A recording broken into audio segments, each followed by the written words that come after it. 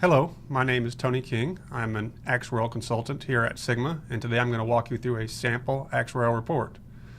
This first table includes an incurred loss development triangle, sometimes referred to as reported loss development triangle.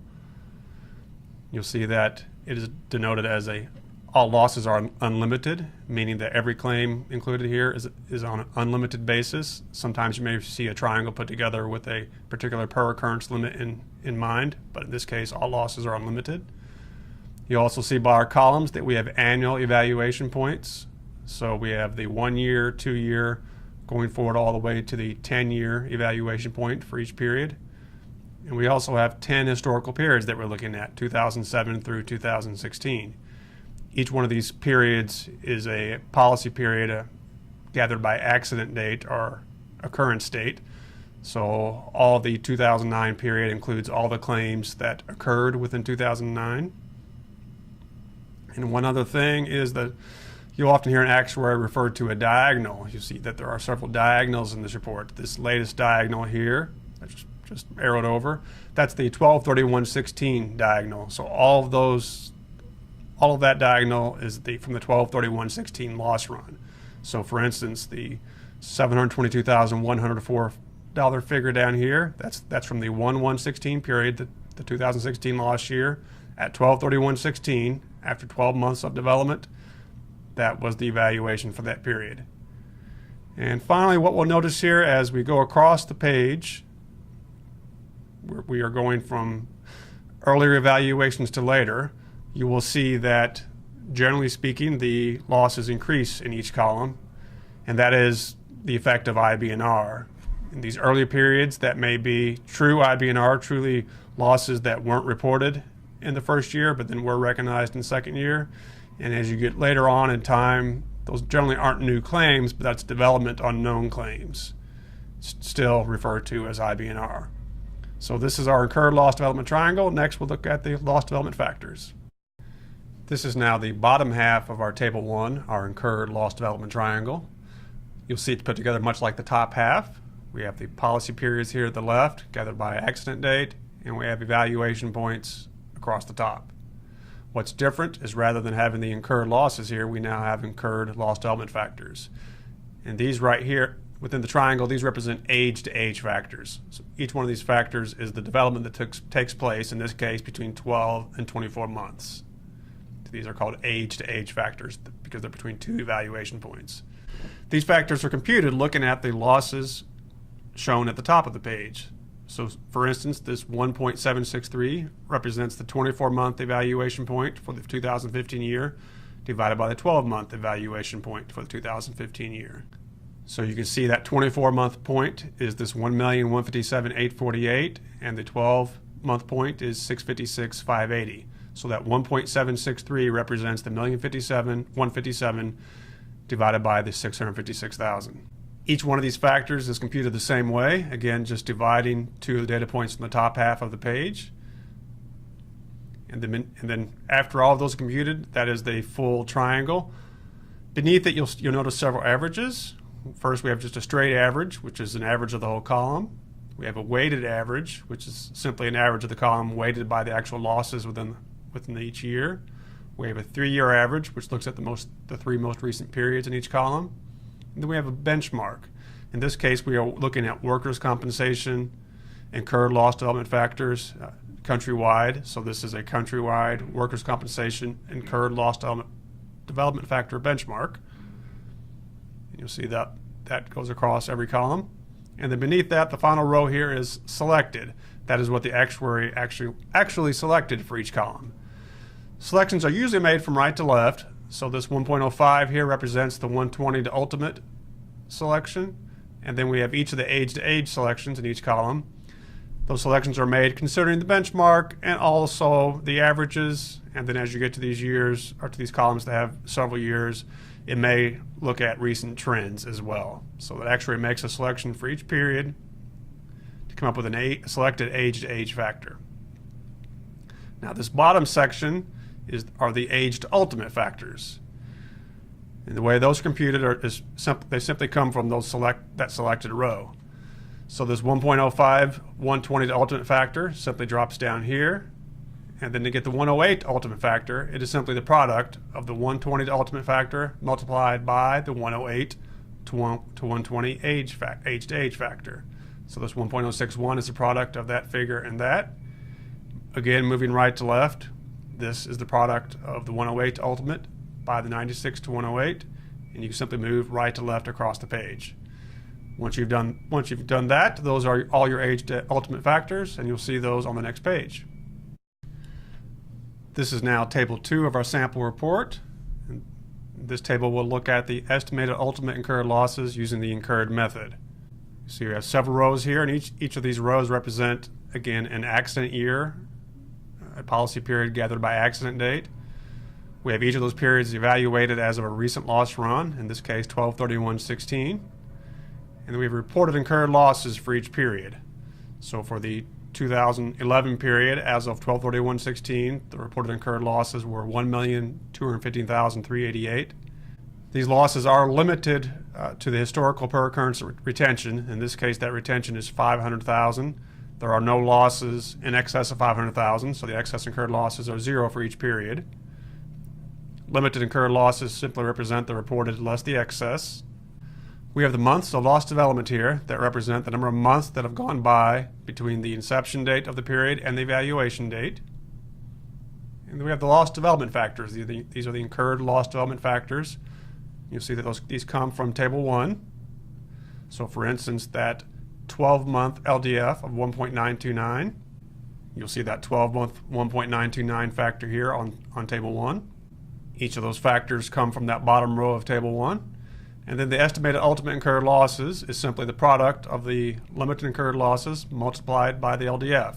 So this 1,355,158 is simply the 1,215,388 times the 1.115. Adding each of those up, you see we have totals here of total reported losses from the loss run and total ultimate losses that can be expected for these 6 periods. Next, we'll look at the paid method.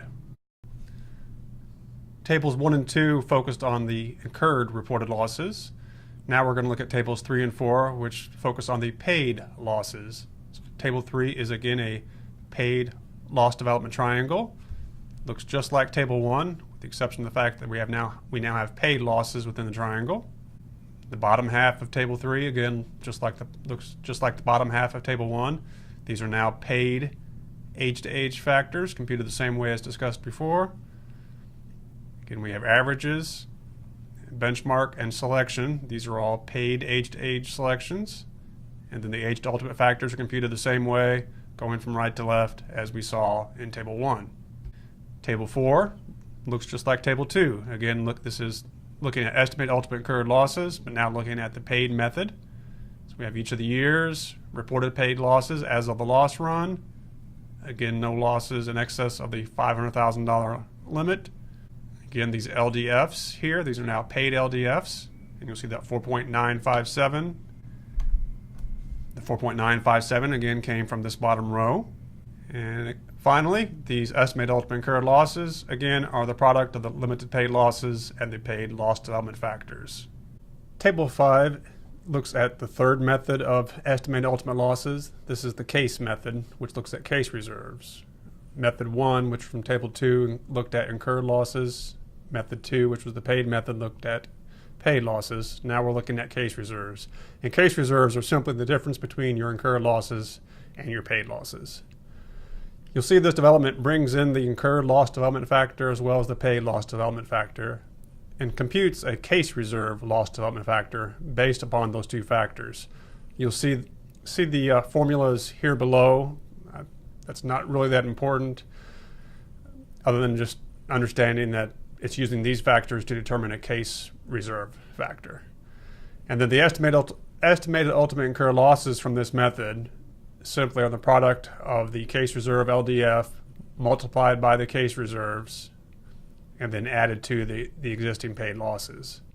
The benefits of this method versus the other methods is this does depend more on the case reserves. So if you have a year that has extraordinarily low case reserves or extraordinarily high, sometimes this method will be a little bit more accurate. You'll see the ultimates it gets for each year and total, and then we'll compare those to the other methods on the next page. We are now reviewing Table 6 of our sample actuarial report, and in this table we make the actual selection of estimated ultimate losses for each period. Up till now we've looked at three different methods of estimating ultimate losses: the incurred method from tables 1 and 2, the paid method from tables 3 and 4, and the case method from table 5. And you'll see the actual calculations that were from each of those tables here. So these numbers will tie to table 2, paid method will tie to the figures from table 4, and case method from table 5. And as you review the three different methods, you'll see in some cases they are all rather close, and in other years there may be some variation between the methods. And so what the actuary does is we make an actual selection for each year, weighting each of the methods. Generally speaking, it is just a weighted average of the three methods. We may weight one method more than another for a particular year, and those decisions of weighting depend on the data for that year, what's going on with how many open claims there are, what limits might be in place. A number of things may determine how the selection is made. But there is a selection made for each year, and then in total for all the years combined, that is the total selected estimated ultimate losses. And this is a table that we'll look at quite often for clients that do quarterly reports. We'll usually include a prior column here as well, and so this is a great table for reviewing to see what has happened in the last quarter, or whenever the last report was done. You can look and see what changes have happened over that time frame. We are now looking at Table 7 from a sample report. In the first 6 tables, all the losses we've been looking at have been in the nominal dollars of the year, the period in which the losses occurred. And so obviously as you go back further in time, those dollars are more and more devalued in today's money. In order to offset that, we apply an inflation trend factor to each year's losses. You'll see those inflation trend factors here on the losses, and you'll see that, as you would expect, the factor increases as you go further back in time. Those inflation trend factors take into account three things for workers' compensation: the actual pay level from back in the year, changes in the medical cost environment, and changes in benefit levels from legislative changes in the states that these losses take place. And you'll see that on Table 16, how that calculation is made for the trend factor. We do the same thing for the exposures. These are the payrolls that were in place for each year, and again, these are in the dollars of the year that they're shown. We do inflate those as well, and because this is payroll, we apply the average hourly earnings index, which inflates the older dollars to today's, what a wage earner would earn today in that pay code. So finding the product of those factors by the nominal losses and payroll, we end up with trended losses and trended payroll. All of these are in today's dollars, or in this case we're projecting 2017, so they are in 2017 dollars. And you'll see how these are applied on the next page. Table 8 looks at our calculation of projected losses for 2017 in this case. You'll see that we pulled the trended losses and trended payroll, both of which were computed on Table 7, onto this table. And we compute a pure loss rate for each period. Now that pure loss rate is the losses that you can expect per $100 of payroll. You'll see that they vary by year, so there's a range of expectations here, and we compute a 2-year average, 4-year average, and a 6-year average. And then we'll make a selection based upon those averages and any trends we might see. In this case, we're choosing $1.70 pure loss rate. That again means that for every $100 of payroll, this client can expect $1.70 of workers' compensation losses. So if we apply that loss rate to the projected payroll for the 2017 year, we'll see that projected losses for 2017 are $1,870,000. Table 9 of our actual report, you'll see, looks very similar to tables 1 and 3. This is again a development triangle, whereas table 1 and 3 we're looking at losses, this is looking at claim counts. The setup is much the same, with periods on the left side and the annual increments going across the top. So for any year, you can determine how many claims there were as of 12 months, 24, 36, and so on. As you might expect, as you go further to the right in time, there generally aren't many claims reported that late, and so these end up being the same amount year after year. In the bottom section of this page, you'll see again where we're actually computing the age-to-age factors. And as we saw in tables 1 and 3, that is dividing the 24-month amount by the 12-month amount determines a factor. And each one of those factors represent the development in claim count from 12 to 24 months. And we do that for each year. We again have averages, a straight average, a weighted average, a 3-year average of the 3 most recent years, and then a benchmark based upon the coverage looking at claim count development. And again, we'll make a selection for each one of those age-to-age factors. Looking at these older years, the selection is generally 1, as you don't expect any development, new claims to happen out there in the tail. And then as we get closer to the shorter part of the curve, we are making a selection based upon the experience that they've had above. The age to ultimate factors, as discussed before, are the product of the age-to-age factors from right to left. So you'll see that they stay at 1 until we get to this first age-to-age factor. We have a value other than 1, and then the product again goes right to left. So those are the age to ultimate factors that will apply to our claim counts to develop them to an ultimate level. Table 10 is looking at our claim count projection for our projected year, in this case 2017. In order to do that, the first thing we must do is develop our existing claims as of the evaluation date by the claim count development factor. These were determined on table 9. So the product of those two give us the estimated ultimate claim count for each period. And then with those estimated ultimate claim counts, you see that we line those each year with the trended payroll, which was from table 7 for each year. And we get a claim frequency for each period. In this case, that frequency is per 100,000 of trended payroll. Again, we compute some averages and make a selection of 0.51. That selection means that we project 0.51 claims for every 100,000 of payroll in the future. So that projected frequency applied to the projected payroll leads a projected claim count of 560 claims to be expected in 2017. Table 11 is more of an informational type table, and it's providing us the average severity for each year. In order to compute that severity, we look at the trended estimated ultimate losses from each period, and that was computed on table 7, looking at the ultimate losses trended forward by inflation. The estimated ultimate claim count from each period, which we just computed on table 10, and if we divide those two, we compute a trended estimated ultimate average severity. So that's the average severity of each claim that occurred in each period. You'll see that those vary a little bit from year to year, and what the actuary is primarily looking at here is for that projected period. This 2017 is the projected year. Does that average claim severity make sense based upon the historical averages? Is it in a reasonable range? So that's what table 11 looks at, is the frequency and severity for each period. Table 12 is another key table in our sample actuarial report. This table shows the estimated required reserves as of the evaluation date. You'll see that losses are limited to the per occurrence retention for each year. In this case, all years are at a $500,000 retention limit. We have our selected estimated ultimate losses. This came from table 6. This was the actuarial selection based upon the methods.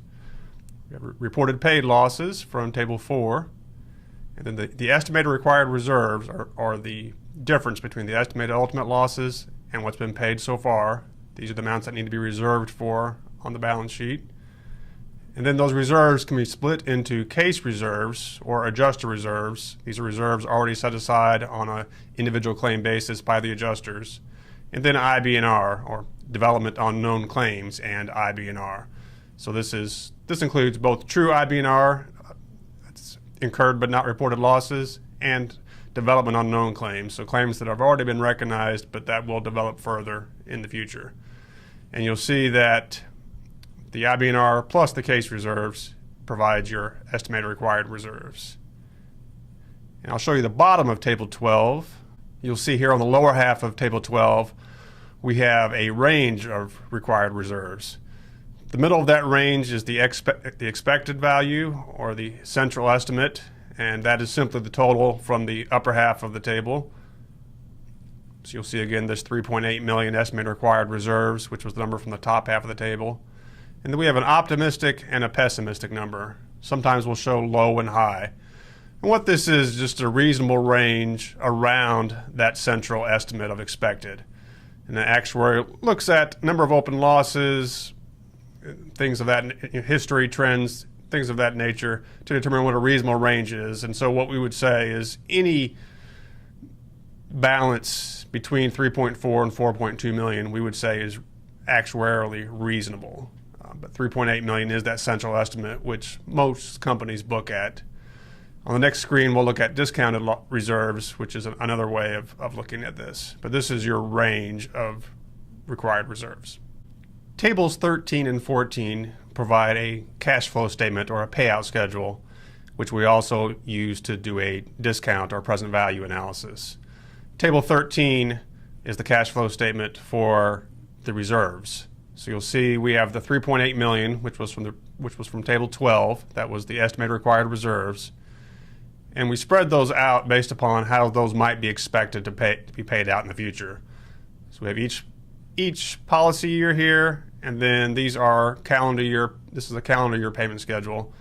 So these are the amounts that we expect to pay in 2017, 18, and so on. As you might expect, the older years will pay off a little bit sooner. I think in this case, this is a 10-year payout schedule, and then the more recent years will pay out over the 10-year schedule there. So the sum of that column tells you what exactly you would expect to pay in 2017. So if you wanted to budget for that, you can budget for cash flows based upon just the reserve piece. This is just the reserves through 12/31/16. And then we also discount that. In this case, we're choosing a discount rate of 3%. And that can be based upon each client should have their own internal discount rate.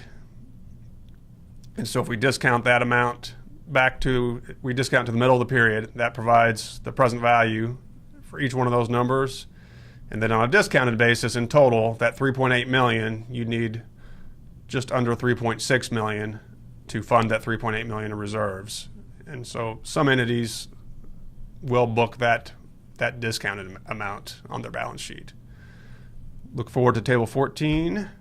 Here on table 14, it's the exact same setup. Again, this is a payout schedule, but this is for the 2017 losses. So this 1.9 million, this was the projection back from table 8 for 2017. So that 1.9 million, again, assuming a 10-year payout schedule. This is how you would expect it to pay out, quite a bit up front, less as you go on. And again, we're discounting at a 3% discount rate. And so if you discount that back to today's dollars, that 1.9 million comes in at just a little bit below 1.8 on a discounted basis. So those are your cash flow payout schedules and present value analysis. Table 15 includes our aggregate loss probability distribution. This is looking at the 2017 loss projection, and you'll see again our 1.9 million, 1.87. That is our expected losses for 2017. That came back from table 8. And then we basically have different confidence levels. You see, they're also called aggregate loss probabilities, but these are confidence levels for the loss projection. So that 1.87 million falls just below the 55th percentile. And what that means is we can be 55% confident that the losses in 2017 will be at 1.87 million or less. And what this is for is if you want to, maybe you're a bit more risk averse and want to book a little bit more. For instance, we see people look at the 75th or 80th percentile sometimes, and so at let's say the 75th percentile, that is 2.07 million. And so if you booked at that level, if you accrued for those losses in 2017, what that's saying is you can be 75% confident that losses won't exceed that number. So 3 out of 4 times losses will be 2.07 million or less. As you would expect, the more confident you want to be as you get to that 95th percentile, it gets up to 2.4 million. And so that's a 1 in 20 chance that losses will exceed 2.4 million. And you can see the risk margin at each one of those levels as well. And the risk margin is just the losses over the expected. This is table 16, the final table in our sample report. And this is more of an informational table. This has the trend factor compilations. If you recall back from table 7, we trended the losses that we had selected to today's dollars, and so you need inflation factors to do that. So we have an average hourly earnings index here, and in this case this is looking at service industry. This is U.S. Department of Commerce provides information that we pull for that, and based upon those average hourly earnings we can compute an inflation rate trend factor for each year. Further back you go in time, the higher the inflation rate. We have a medical care claim cost index. This looks at the medical cost, and again, as you expect, going back in time, higher inflation. And then we have a benefit level change factor that looks at the states. In this case, it's a countrywide benchmark, so it looks at legislative changes in each states and what that may mean for workers' compensation losses. So the loss inflation trend factor, if you look at the footnote, is a combination of the average hourly earnings trend factor, the medical care claim trend factor, and the benefit level change factor. That provides the loss inflation trend factor. And then if you recall, we also had a payroll inflation trend factor, and that is just comes straight from this average hourly earnings trend factor. So these are just the factors that the actuary uses to inflate the old losses to today's dollars on table 7. That concludes our report. Thank you for watching our video.